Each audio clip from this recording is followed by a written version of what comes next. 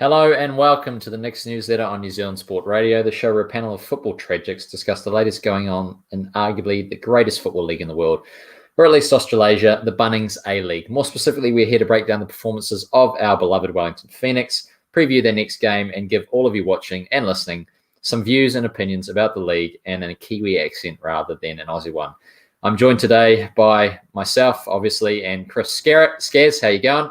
Oh, I'm great, Connor. How about yourself? Yeah, good, mate. Bloody good. And, there's a couple of things to talk about this week. Last time we chatted, the Knicks were about to face Western United. They drew that game 1-1 despite being Western United down a man after a red card for 45 minutes. And then they played Adelaide United and beat them 2-1 with a late Tommy Hemed penalty. Ice in his veins, that man slotted it away. And then we were like, all right, here we go. We're on a run here. We need a run because we need to qualify for the playoffs. And unfortunately, what followed that were two very boring 0-0 draws, first with Brisbane and then against Adelaide. So, yeah, just disappointing, really, especially with Adelaide also going down to, another red card. And I think that these past two games, Scazz, there's not much to say about those last two games, really, is there? No, I missed the first of the two. I was at a wedding, but the more recent one against Adelaide, I watched the entire game and I couldn't tell you a thing that happened. No, it was other boring. than me getting really bored. Yeah.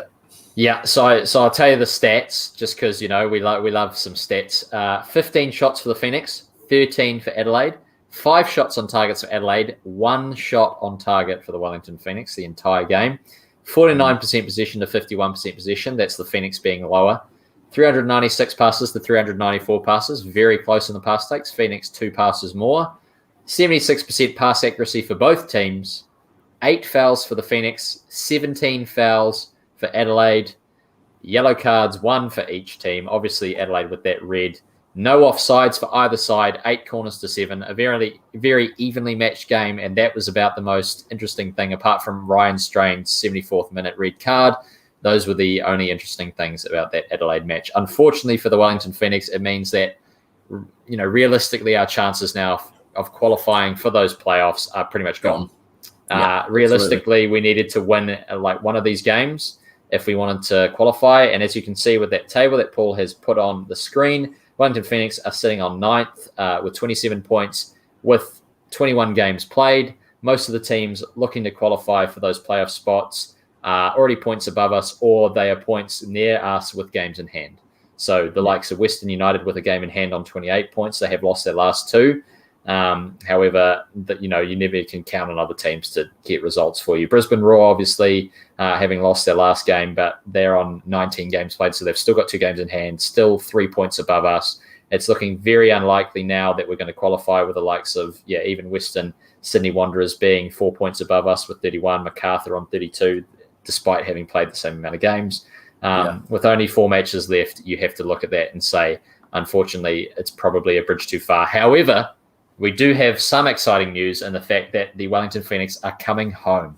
Finally, after forever long, Scazz has been crying out for it. The Wellington Phoenix will be coming back to New Zealand on the 22nd of May to play in Wellington, and then they're going to fly overseas again, and then on the 29th, they will be flying back to play in Auckland at Eden Park. I've heard that ticket sales for Wellington, at least, are already over 12,000, which is fantastic. So hopefully we can make sure that we get that mark up to 20,000 at least, which we deserve, because we haven't seen our Phoenix play at Sky Stadium for the longest time, and we need as many people to come. Even if we don't have a chance for those playoff spots, we need the Phoenix coming. We need the Phoenix fans there because they will be home. And I know it's a weird time. It's pretty early on in the day, but that just means, it's frustrating, but that just means that more people can come out and the families can get there. And it means that we can make sure that, the people who are going to drink copious amounts can go into the fever zone. And then the families will have ample seating around the stadium everywhere else and can enjoy the day and hopefully what is a nice Sky Stadium day for the fans. But unfortunately, as we know, the Cake Tin and around this time is probably going to be blustery, cold, wet. So expect that. Just how we like it. Yeah, just how we like it. And hopefully the shirts can come off against Western United when we're 2-0 up with 80 minutes gone. So really looking forward to that game, Scazz. Yeah, no, it's going to be great. I mean, 14 months is a very, very long time. And a bit of a shout out to Capital Football as well for the accommodation they've shown for this fixture. All the games, for those of you not playing football in Wellington, that were scheduled to kick off after 12:30 have now been postponed or shifted earlier where possible. They have got a couple of 1 p.m. kickoffs, but by and large, it's going to allow people to get there. Myself, I'm playing over the other side of town at 12:30, so that's a little bit frustrating, but we'll get there. We'll get there. Yeah, mate, I'm looking forward to that. I'm definitely going to come along and watch that because our game is one of those games that's been postponed. So I'll come along and watch the mighty Unicycles take on whoever you're playing. Honey Badgers. The Honey Badgers, Wellington United Honey Badgers, which will be fantastic. And then we're all going to head across, as the wider footballing community here in Wellington will do, I'm sure.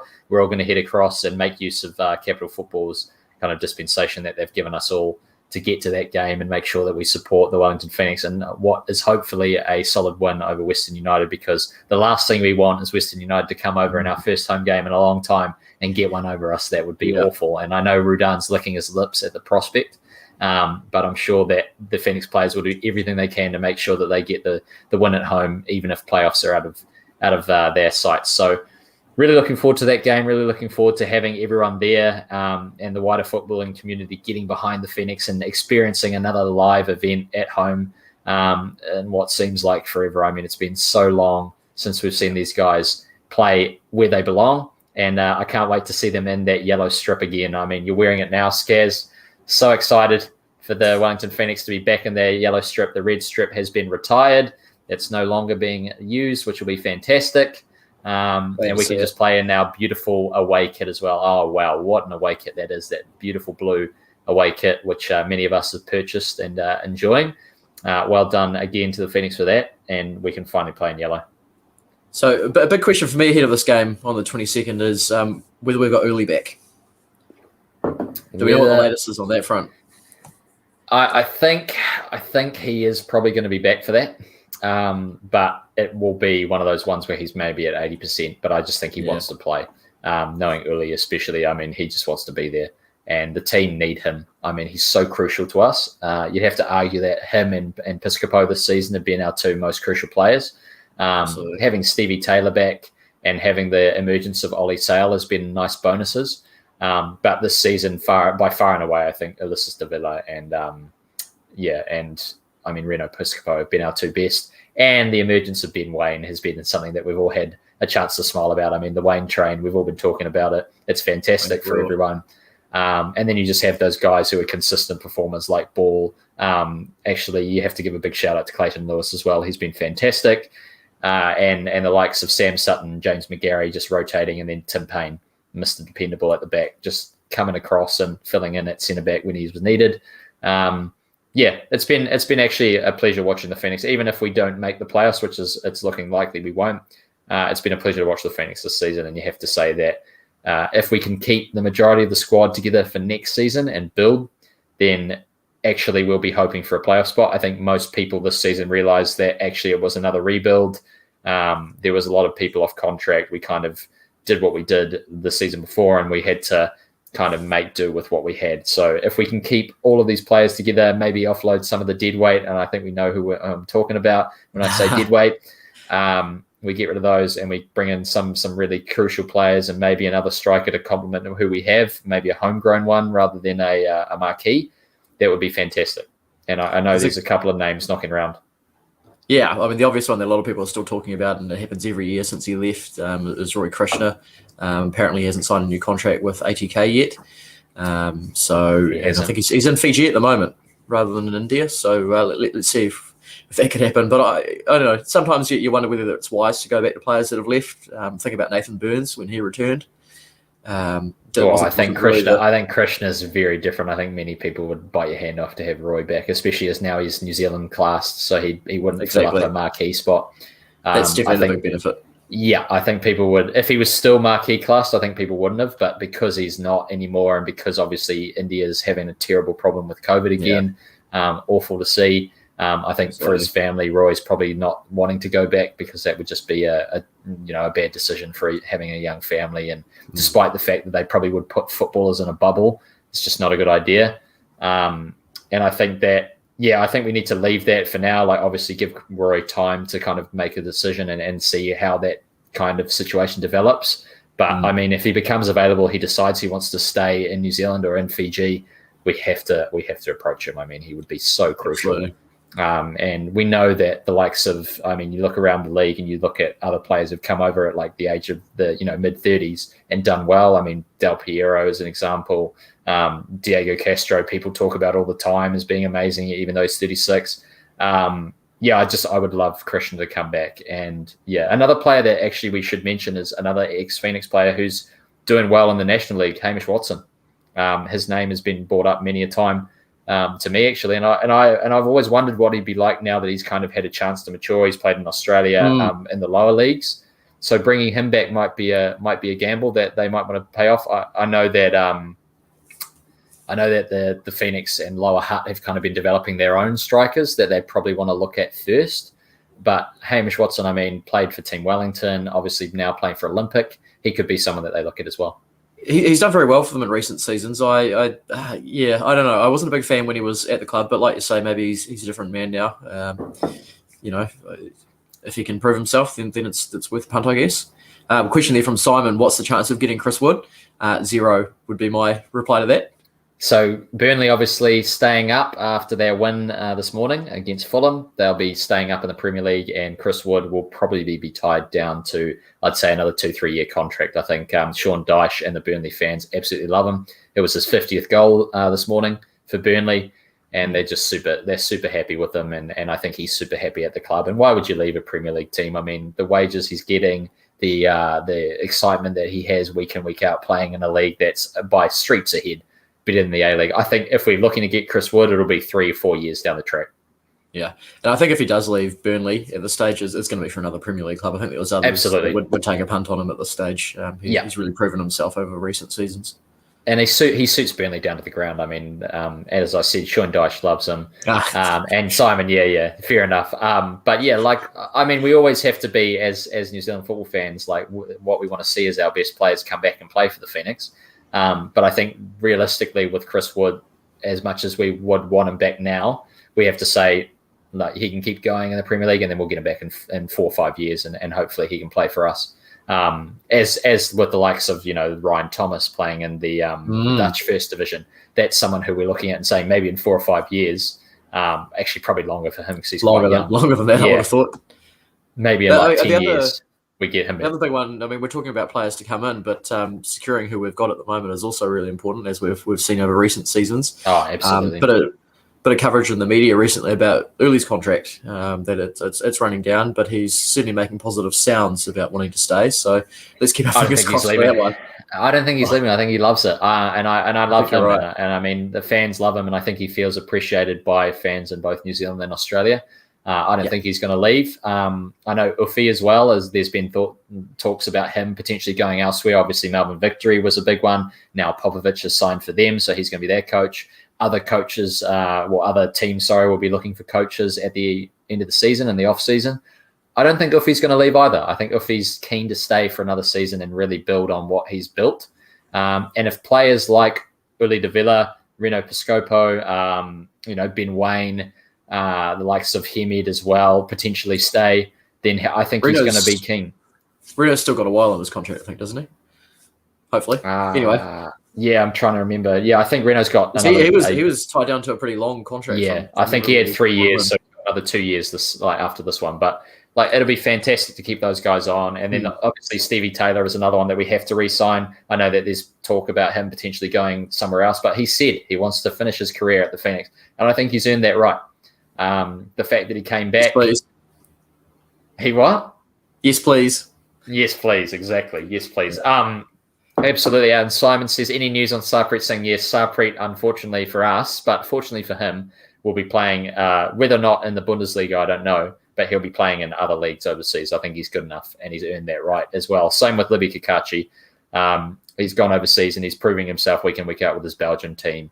And I think he deserves, he deserves his chance over there as well. So Sarpreet and Libby both will be gone for a long time. I know that one day they'll be back, but not for a while. Same thing.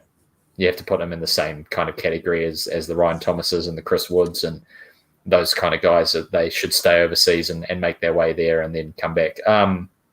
One player I actually would be keen to kind of look at in terms of maybe a potential Phoenix signing is Ryan de Vries, who's playing over in, I think he was at last when he was playing was in Ireland, but he was an Auckland City player, moved over to Sligo Rovers. And he obviously had a massive impact for Auckland City when they were playing in the Club World Cup. And I liked him and I thought he was electric. His pace was electric. And I haven't seen him in a long time, but I would love to see how he would go. Still at Sligo by the looks of it. Yeah, Sligo Rovers. Yeah. So I'd love to see him come over to the A-League and really give it a go. And I think he had trials as well a couple of seasons back with the Phoenix, just never eventuated to anything. But I mean, we've seen what happens with trialists who, don't get their chance and then they get another chance and they really break through. I'd love for him to have another go. But yeah, I guess Scazz, I got a couple of questions for you. So sure. The first one, I mean, we've already answered was, are the Phoenix going to make the playoffs? I think the answer is no this season. We have to be realistic. The second one I want to ask is, if you could get anyone from other teams in the A-League, who would you get next season? Like, who would you take from another A-League team to play for us? This might be... there's a sentimental side of me that would like to see Marco back. He's not the player he used to be. It's not for football reasons, but I doubt he would want to come back with the way we chanted at him when he did return. Let me think on it. Well, who would you like to have back? Who would I like to have back? You've answered it already. Not have back. Have joined us. I want Rojas back. In terms of who I want to have back, who do I want to have join us? That's a good question. And with the A-League being the way it is and the players that are available, I wouldn't want anyone else apart from maybe Fornaroli. But we know that Fornaroli isn't at the same level that he used to be. He's still he's still a really good player. McLaren. But McLaren, Jamie McLaren. Good shout. All right, Paul, what's up? The best look at this is where is the Phoenix's biggest need to strengthen their squad for next season? I'd like to see more goals. We need a goal-scoring striker, so Jamie McLaren is a great shout. Because Jamie McLaren guarantees you goals. Which striker would you want? And Jamie McLaren's the man then. But yeah, that's got to be the big thing then, I guess, is their shopping list, is finding that someone who will just sit there and just get shots on target. What was it, 14 or 15 shots, one on target? Come on, that's unreal. It's not good enough, and we said that during the game, and we said it again now. I mean, you can't have a game where you only have one shot on target, and whether it be, it's 90 minutes of football, and one shot on target is just not good enough. So having someone like Jamie McLaren who makes things happen, who finishes chances, we've already had Costa back twice, haven't we, Simon? We've had him back before, and he didn't convert again. He just plays better for other teams. Yeah, he plays better for other teams. It's one of the Costa's things. Like, we get him back, and then he just doesn't perform. As much as I love Costa, and as much as he performs for the All Whites and other teams, he's just never done it for the Phoenix. And obviously there's just something wrong with it because he came back for that one season and then shot off again. And to be fair to him, I mean, he's won more trophies than anyone else, so good on him. But you got to think as well, he'd be quite expensive, I would have thought as well. I mean, obviously we're not really talking realistically with people like Jamie McLaren, but you always got to ask yourself, what's the cost of Barbarouses? What's the cost of Barbarouses? I like it. Well done, Scazz. Well done. The pun. You had to whip it in. The other area that I think we could do with strengthening is someone to sort of anchor that midfield a bit more. I know we've got Devlin there that can run his head off, but someone who's really calm and composed, sitting a little bit deeper and just recycling the ball, the role that Steinman used to play. In fact, I know he's not in the A-League, but he is someone that I would like to see back at the club if that could happen. But I somehow don't think so. No, I don't think so either. And to be honest, I think we can do better than someone like Steinman, because Steinman, you're right, was really good at sitting, but he just had a couple of brain explosions and mistakes in him. And that's something that we really don't need a CDM to have. We need a CDM who's never going to have those mistakes. I mean, he could have one mistake in a season. Steinman, I think, had about 6 or 7 in him. And it was unfortunate because the rest of the time he was so dependable, but then you just can't have a CDM making those kind of basic errors. So I really want to see someone like like a 35-year-old from the overseas come over and just absolutely make us tick. I mean, ideally, we'd have someone who just hasn't quite made it overseas. Someone like Torreira, who is just sitting on the bench at Atletico, not doing anything. I think he's headed back to South America from what I heard. Yeah, I know. Yeah, I heard family issues, unfortunately. Yeah, and fair enough to him. But like just someone like that, who hasn't quite made it overseas, and rather than going to the MLS, they decide, you know what, I want to try my luck in New Zealand, and really make a name for myself at this A-League club. And I think Uli, to an extent, has done that. And you've seen what quality he can bring. I mean, he's still quite young, and he's coming to the A-League, and he's really like tearing the league to shreds, as he should. And so I really want to see another player of that kind of quality come over, still young, and really tear it apart. Simon says, "What's the name of the former Auckland City player?" Simon's one. That's just quickly. In retrospect, do you think, obviously, with the COVID situation that they've had in the States and with Major League Soccer, has the A-League missed a trick by having a safe place for players to come in sort of luring those sort of players in for a season? Were they too cautious in their recruitment, do you think, maybe in that situation? I think it's very easy for us to say that with hindsight, but for a long time we didn't know what was going to happen here either. It took quite a while for our league to start back up. Obviously, since it has started back up, it's gone pretty well, but we didn't know at the time whether that would happen. We hoped it would. Obviously, we could always see the MLS is going to have its troubles with the way things were being done in the US. But I think it's only with hindsight we can say that, really. And that's one of those things where it's such a grey area where you're trying to lure people over with the prospects of, okay, we're not going to have COVID here. It's kind of tough to do. You're towing a line of being, like just a bit, not kosher. So I think that's definitely something that you want to try and avoid. From that standpoint of like, come over here, we're COVID free. It's like it seems a bit on the nose. Oh, I disagree. I think it's definitely something you can sell yourself on. No, it's not disrespectful to other countries. It's just reality. Obviously, a lot of sympathy for. A lot of sympathy for every other country that's having a tough time with it, and it could easily switch around here. Take as one decent outbreak. It's not to turn the nose up, but I mean, it's a selling point. We are safe at the moment. I think it's a great selling point for the league, and also probably should have been for the basketball, but that's obviously a different show entirely. Anyway, sorry. Yeah, on to Simon's comment. So Simon's comment. That's Ryan De Vries is the player playing in Ireland. Simon. So Ryan De Vries, and he used to play for Auckland City. And he went to the Club World Cup and was a fantastic performer in that 2014 tournament when Auckland City finished third, with the likes of some massive names. I mean, Ivan Visilic is obviously one that stands out, and he was obviously in that photo, him alongside Cristiano and Sergio Ramos is an enduring image. I think he's got it on his shop window. And fair enough to him as well, because you can dine out on that story for the rest of your life. So good on Ivan. Yeah. So Scazz, and then I had one final question that I want to ask as my cat joins the call. One final question. The Phoenix next season, where do you think they finish if they keep the squad, the majority of the squad together? Where should they finish? Like, actually, going off what we've achieved this season or in the football we've played, and if we keep all of the main players and the coach, where do we finish? Are we back in New Zealand in this hypothetical? Yeah. In this hypothetical, we're back in New Zealand. So Australia, New Zealand, COVID free. Fourth or fifth? Contained. Yeah, fourth or fifth. I think fourth. Yeah, I think fourth. I think that the situation this year hasn't really been a result of who we've got as personnel. I think it's largely been a result of being stuck in Wollongong. Wait, that's the wrong way to put it. Being stuck away from home in a lovely, good host city, Wollongong. But it's not. They have been fantastic. Yeah. It's just, you're right, because Wollongong, as much as it's been a second home, it's not home, and it's not the same for the players, and it's always tough. So I think that plays a big factor. I think if they're in New Zealand, fourth. If they have to play in Australia again, sixth. Tentatively, sixth. Seventh or eighth again, I reckon. If it's an Aussie, I think it's a big factor. If they keep the players and they make a couple of astute signings, I think sixth, but fourth if they are in New Zealand.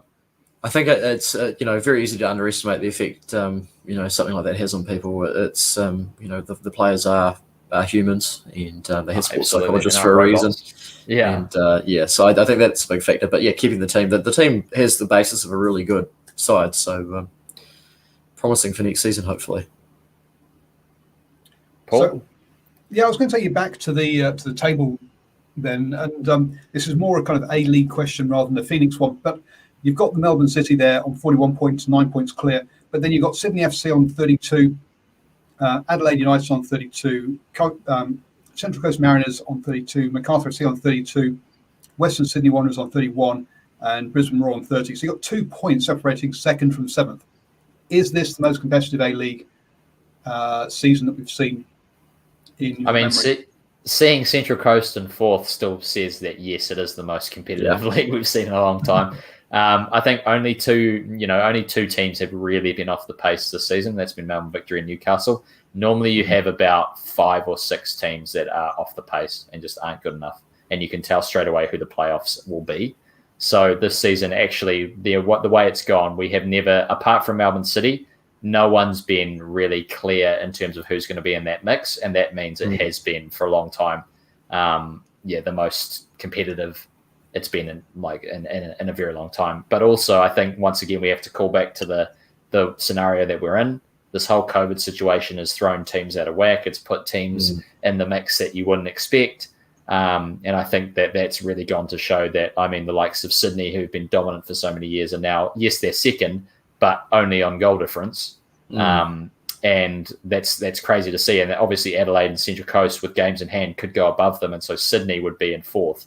So that's crazy to see after their dominance. Also, Macarthur, a new team, in fifth, and Western Sydney Wanderers as well, a team that was struggling a couple of seasons back and now making their run. So, yeah, and Brisbane Roar look reborn. Western United obviously are a package that you never know what's going to happen with them. And that's similar to Wellington Phoenix. And then Perth Glory, a couple of seasons ago, they were competing. They were premiers. They were competing in the grand final. And now look where they are, down in 10th. So it's been pretty crazy. And you have to say that this is probably the most competitive season the A-League's seen in 10 years. So do you think you think that next year won't be quite as competitive? We'll revert back a bit because of the removal of the COVID thing, or do you think that these teams, we are looking at perhaps a period of competitiveness in the league? It's maturing in a good way, maybe. I don't know. I think contracts. I think it depends on if players stay, because often in the A-League you get a whole bunch of players leaving, and so it becomes just another crapshoot, if you will, where you don't know what's going to happen. But you have two teams who, for example, Melbourne City and Sydney keep all their players, and so they'll be up there again in those top spots. But we'll just have to wait and see what happens in terms of whether players are going to stay and what's going to happen around the league. Simon, I'll ask you now, do you agree with the 6 team playoffs, or do you think it should be an 8-team playoff scenario? I still want it to be more teams. So I think the introduction of more teams is always a good thing. And then maybe they can think about an 8-team playoff. But at the moment, it has to be 6. That's the max it must be. It can't be any more than 6. I've got a different take. For me, the playoffs. Yeah, that's an even better take. You're right, Scazz. For me, I'd scrap the playoffs as well, and you just have a league winner, an outright winner. Some interesting news recently. I don't know if you've heard about this. By the sounds of it, they are no longer going to afford an Asian Champions League spot to the winners of the playoffs. It's now going to be the FFA Cup and the Premiers. Interesting. Okay, well that's cool. And I think half a spot to second in the league stage. That's the talk I've heard. FFA Cup coming back next year. Spot on, Simon. It is. It'll be good to have that back. The other thing, that I want to mention, that you talked about, Scazz, about having, just one outright winner in the league, which is what we want to see. I say it every time, but promotion, relegation, more teams, that's what we want. Ideally, that's where we get to. As soon as I think we hit 16 teams, that's when we get the promotion, relegation going, because 16 you can have, a promotion, relegation nicely. When you say promotion, relegation, so two leagues of 8, or are you saying No. Two league? two leagues of 16. Yeah. So you have the Australian NPL, I think it's called, the National Premier League, I think they call it over there. You have that as the one, and so you have the top 3 teams or top 2 teams, sorry, going up, and the bottom 2 teams going down. And would you have New Zealand teams then in the NPL over in Australia? Yeah, so you'd have one New Zealand team in the NPL as well. There we go. I can't see it happening.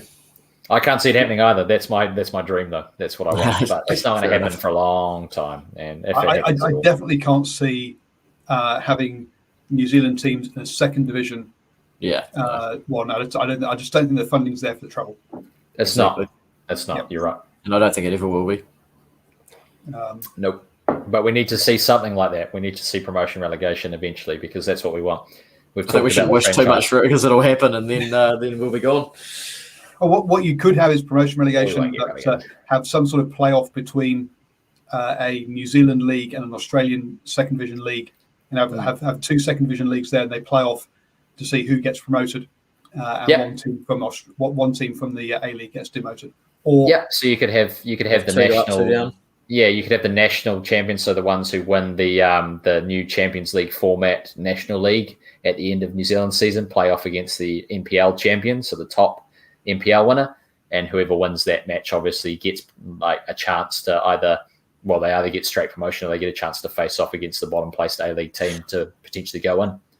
Just having a bit of a laugh at the idea of someone like Napier City Rovers playing off against the NPL champions. How good get to the A League? How good would that be? How good would that be? My lord, that would be amazing. What a story! What a story! That would be fantastic.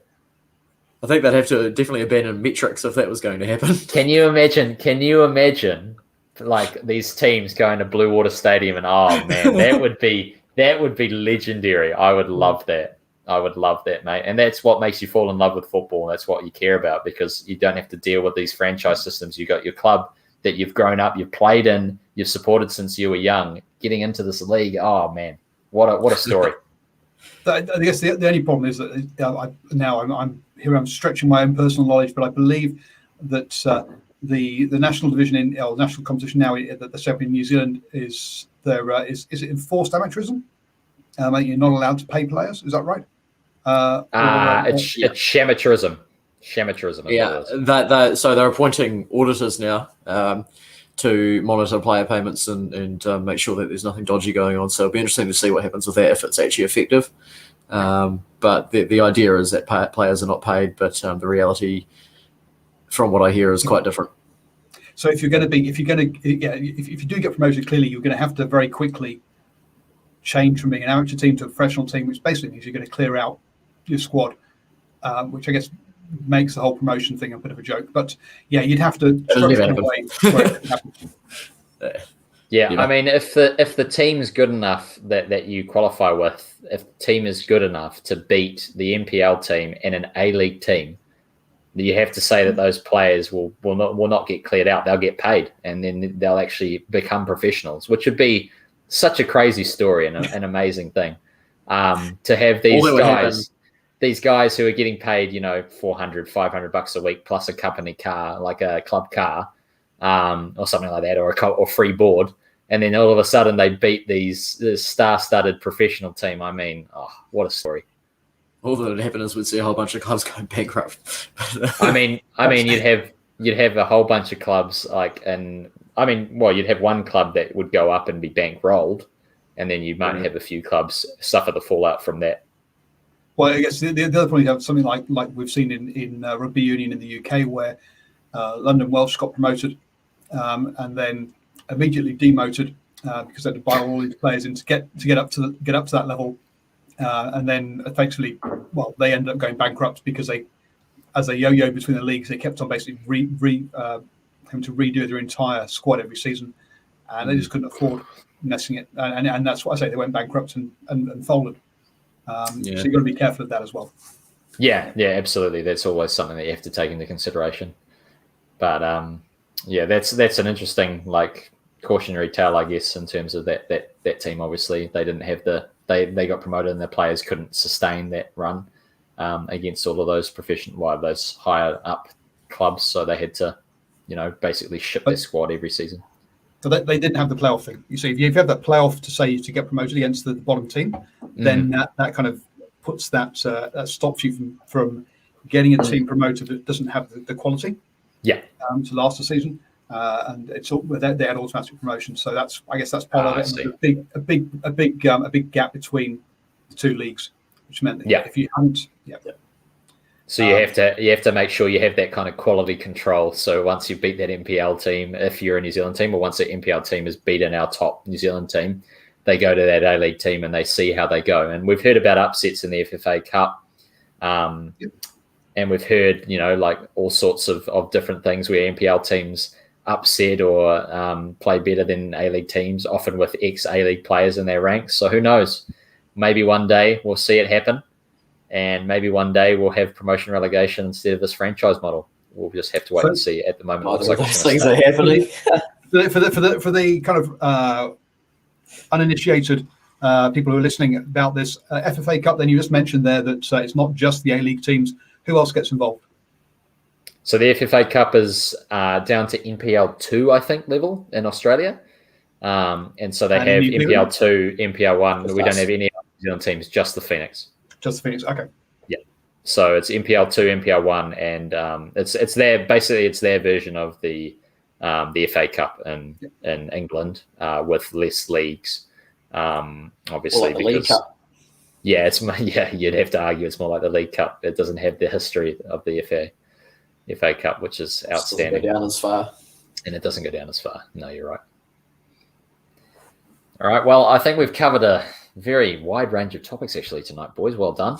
Very, very different episode. Obviously, after 2 0-0 draws, we needed to talk about other things. But Paul, do you have one final point before we shoot off? Well, I was just thinking we haven't had our God Amongst Men. Who is the God Amongst Men for this week? Oh, God Amongst Men in a 0-0 draw, of course. You know what? I'm going to give it to Stevie T. Yeah, Stevie T deserves it. Stevie Taylor, the God Amongst Men. Do we want to put the banner up, Paul? I can whip it up if you want. Banner, Stephen Taylor is a God Amongst Men. Let's just edit this one. This is well, he is too, but he wasn't. I mean, we know he is. Yeah, good point, Simon. Chatham Cup is very old. We love the Chatham Cup as well here. Games this weekend, in fact. Stevie Taylor, God Among Men. Well, let's briefly touch on that. So thanks for that, Simon. So let's briefly touch on the Chatham Cup before we shoot off. Vic Uni, our club, playing against Upper Hutt at Boyd Wilson this weekend. Very excited to come and to go and watch that. Actually, it's after our game this weekend at Calvin Park, so we'll be shooting up to Boyd Wilson, and I'm sure that many people will be there as well. Are there any fixtures in the Chatham Cup that stand out to you, Scazz, or do you want to talk more about the Vic Uni one? Let's talk more about the Vic Uni one because that's the only one I've actually paid any attention to. Mate, I've got a couple to talk about afterwards. So if you want to talk about the Vic Uni one, I'll talk about my kind of big fixtures that I'm looking forward to. Yep. Well, obviously, as you said, Upper Hutt, it's really good for us to be playing in the Chatham Cup. We're always happy at Vic Uni to do anything to get past the first round. I remember last year watching us play against, I think was it last year? No, it was the year before because we didn't have it last year, did we? No, we didn't. It was cancelled due to COVID, so... Playing against Wellington United, not Wellington United, sorry, Lower Hutt, and their Phoenix reserves team, and watching us play quite well, and actually just quite unfortunate to not get through. So really hoping to see another good performance this year from us. Upper Hutt, always a bit of a battle. So I don't know, fingers crossed. But what are these other fixtures you're interested in? Mate, I tell you what, the biggest one that I'm interested in is FC Western versus Napier City Rovers. I mean, what a fixture that is. So FC Western is a team that our former club secretary, Matt Lamb, now plays for. From Vic Uni. So we and Marcus's dad, so Marcus Ebert from the Vic Uni Ackies, his dad founded the club, which is a crazy, crazy story. So he lives just around the corner from it. And the Ackies pre-season went and played FC Western. We're thoroughly dispatched, well, quite easily dispatched by them 6-0 on their home turf. They were a very good side, and we really enjoyed that match. Very lucky to play that, and now they're very lucky to play at home against Napier City Rovers on their pitch, which I can tell you is their pitch is going to be tough for Napier to adjust to. It was very tough for us, and Napier are going to struggle. Not quite Park Island or Blue Water No, Stadium no, standards. definitely not Park Island or Blue Water, mate. I tell you what, this is going to be a big leveler, and so I'm really excited to see how that goes. Another one that you'll be interested, Scazz, Havelock North versus Palmy North Marist. Oh, Big yes, game. I'm just looking at that. Yeah, Guthrie Park. big game. Yeah, that's my old club from my younger days. Yeah. That's interesting. Palmerston North Marist are a pretty strong club generally. Certainly on the women's side of things at the moment, they're really doing the job very well. Unfortunately, had a big win against us on the weekend, but actually, best of luck to Havelock North Wanderers from my perspective. Always like to see them doing well, unless it's going to cause a flow down effect and cause Vic Uni to be relegated from Prems, as almost happened a couple of seasons ago. But good luck to them. Yeah, so I've got a couple of others I want to shout out. Tawa versus Douglas Villa. So Douglas Villa, another team in our division. Tawa at Redwood Park, it will be against Douglas Villa. So Douglas Villa, a team from the Wairarapa. They play in our grade. They beat us 2-1 this season at their home ground. Once again, home ground advantage definitely played a part. But I think, Tawa versus them is going to be a great game. And I expect Tawa to win, as many people will. But I think it'll be tougher than they think. And with Douglas Villa now playing with Sule Soromon, ex-Vanuatu international, it's crazy. Like he will make a big difference for Douglas Villa. So I expect that game to be fantastic. Another game that I actually wanted to shout out as well is BNU versus Waterside Karori. So Brooklyn Northern, obviously a Cat 1 team, and their first team, and then Waterside Karori in Central League. So a huge mismatch there. And if BNU can pull off an upset, I know one man, a big Spurs fan actually, who will be very happy if they pull off the victory. So Adam, shout out to you if you get that win. I know he'll be watching that for them as well. It's good luck to them, but it's exactly quite the ask.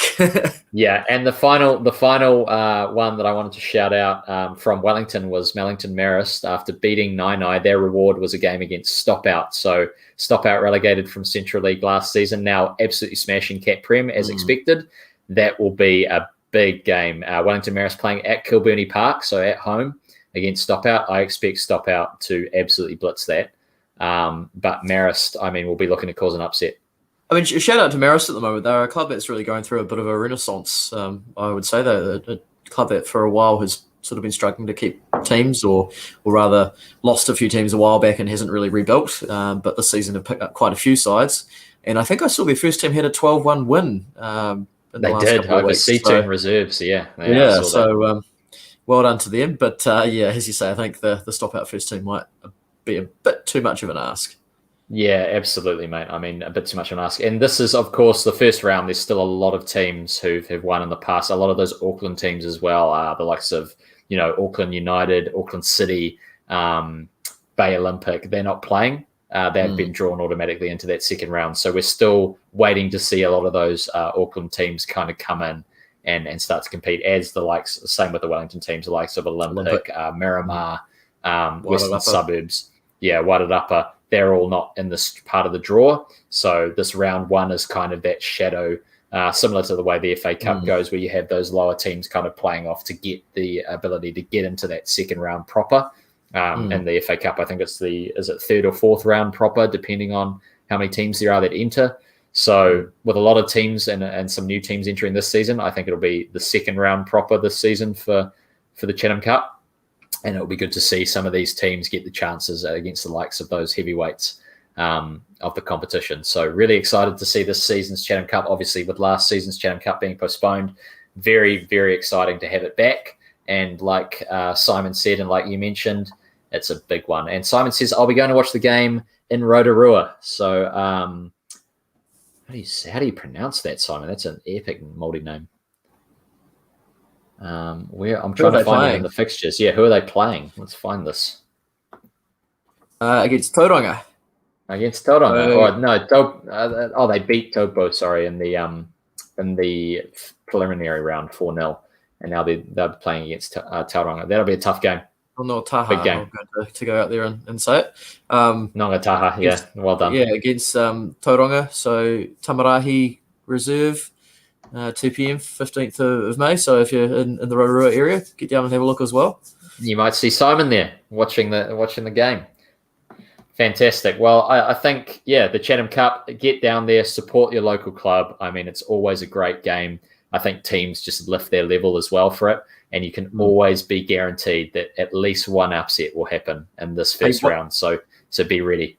One other thing we should mention, it'd be remiss of us not to, it's also the weekend of Kate Shepherd Cup games as well. We can't not mention the Kate Shepherd, of course. Yeah, so looking at the fixtures there, Wellington United playing Carpety, Seatoon and Upper Hutt. I won't go through the whole list, but some of the ones we know from Wellington there. I can see Cashmere Technical playing Ferrymead Bays. Universities AFC against Coastal Spirit. That's an interesting one. I don't know what that club is, what city they are. Talking about buys to the next round as well. Victoria University of Wellington with a buy. Unbelievable. Yeah. Second round when you make it up to the W League. Yeah, you get to the W League, and unless you're Seatoon, unfortunately, you get that buy. Yeah, interesting. So, good luck to everyone out there participating in both the Chatham Cup and the Cape Shepherd Cup this weekend. Yeah, I just want to have a quick look around there. I mean, Seatoon versus Upper Hutt's going to be a great game. Wellington United versus Carpety Coast, as you already mentioned. I think that's a fantastic matchup. And I think that you'd expect. I mean, Wellington United, it's going to be brilliant. It's going to be a big win, and you'd hope so. But like we said, I mean, you're looking across the divisions as well. And one of the teams I want to shout out, Bucklands Beach versus Melville. What a game that's going to be. I mean, two big clubs in Auckland. That'll be fantastic. And then Papamoa versus Central United. Papamoa have a home game against Central United, so Central are going to have to travel there. Fantastic for Papamoa. I mean, that'll be a great game. Really excited. So just the second cup we talk about is the women's version or the women's national cup competition here in New Zealand, right? Correct. Cool. Correct. Yeah, that's the one. The Kate Shepherd Cup, named after a legendary suffragette in our country. Fantastic. Well, Scazz, I'm glad you mentioned that, and I'm glad we talked about the Chatham Cup as well. Thank you, Simon, for bringing that up. So I guess that leaves us to wrap things up. So thank you for joining the show. You can catch up on all A-League results every morning at 7 a.m. with the morning sports briefing and get your weekly Phoenix fix at 9 p.m. next Wednesday. I know we haven't done it weekly recently, but we'll try and get back to that weekly standard, especially when the Phoenix do come home. I'm sure that we'll be definitely talking about that after it happens. Whether or not it's at the same time is another thing. We may end up doing it at another time, but yeah, definitely chatting about it for sure. Don't forget to go whack New Zealand Sports Radio, a few dollars on Patreon if you can. It increases our motivation to be back here each week and results in a higher production quality. So on behalf of myself, Connor Clements, and on behalf of Chris Scarrett, it's been a pleasure. Thanks for watching. Cheers. See you later.